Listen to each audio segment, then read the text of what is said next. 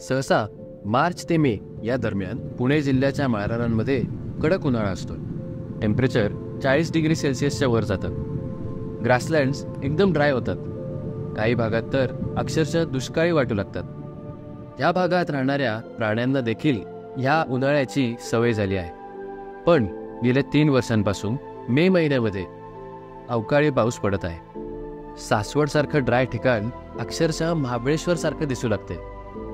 यावेळी मे 2025 मधल्या अवकाळी पावसात रातोरात ओढे भरून वाहू लागले.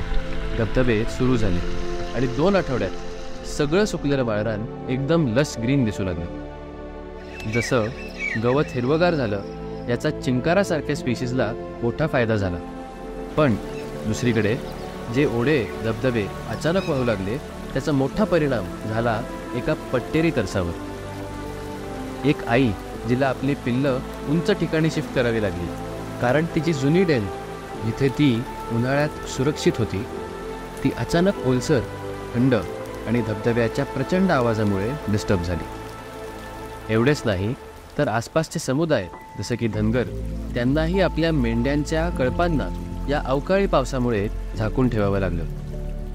आज या प्रोजेक्टच्या माध्यमातून आमच्या टीमसह गावातील वन्यजीव प्रेमींनाही फील्डवर वेळ देता येतोय आणि प्राण्यांच्या हालचालींची नोंद संशोधनासाठी करता येते.